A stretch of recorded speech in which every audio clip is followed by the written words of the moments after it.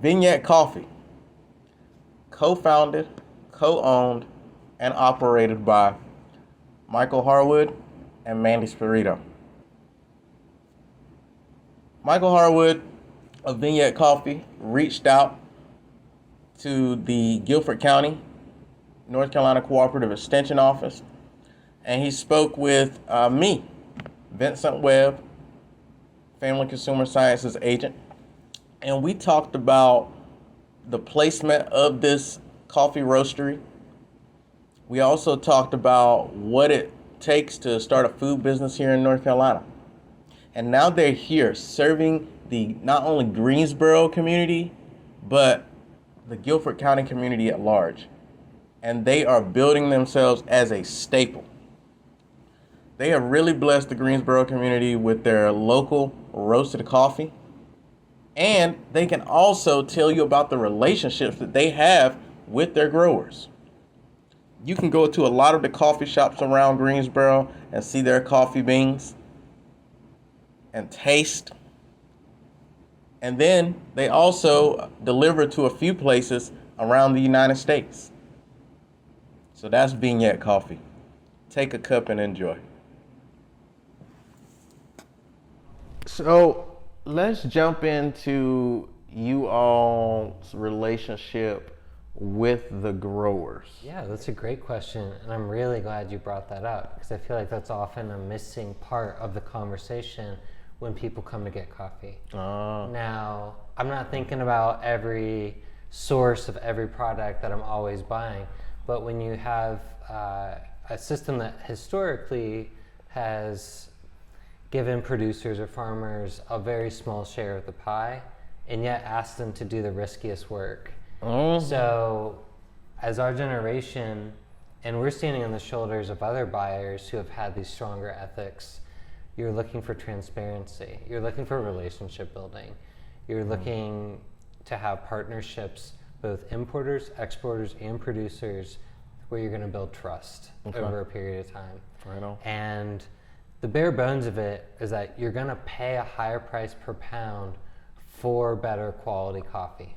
And we're purchasing green coffee, which is a processed, refined green seed that still has a little bit of water, still a little viability in it.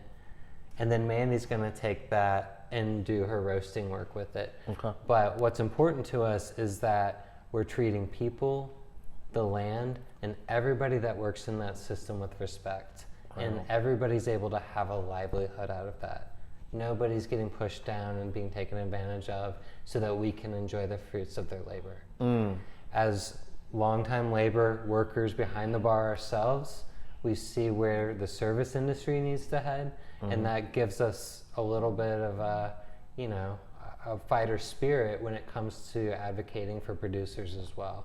Always that side of the industry that's maybe going to be kind of used a little bit, taken advantage a little bit, right?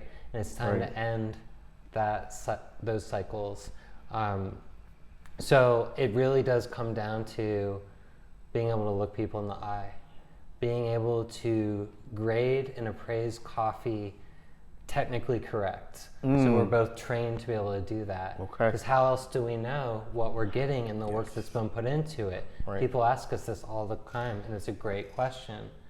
We've got to be able to be calibrated and objective as possible. Right. Within our human dynamic is having our own sets of tastes, to be able to say, yes, this is what this coffee is worth, and here's why.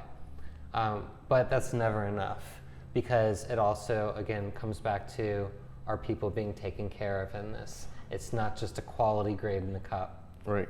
It is earned and is rewarded, and that reward goes back into better livelihoods, better community building, and it's something we've seen firsthand.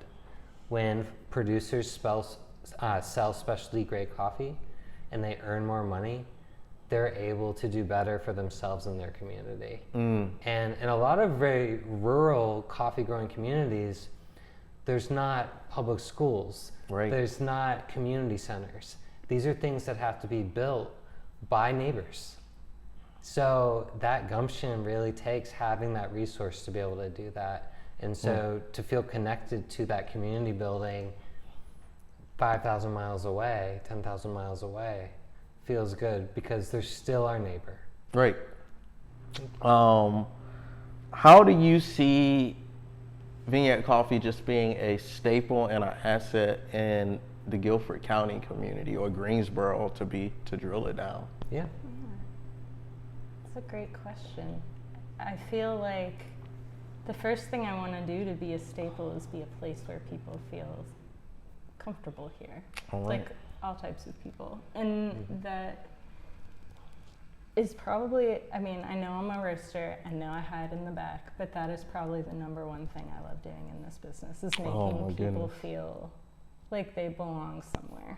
Like, I think sometimes that specialty coffee can be a little, like any culinary thing. Yeah. It's a little on the highbrow side. People are going to be like I know when I go to a fancy restaurant and you're like, which fork should I use? I don't know. Oh, yeah. And you're sitting there at the table like, what? Right. I just want to like eliminate all of that, bring people in no matter what. And I think that's how you become a staple, or at least it's a big part of it.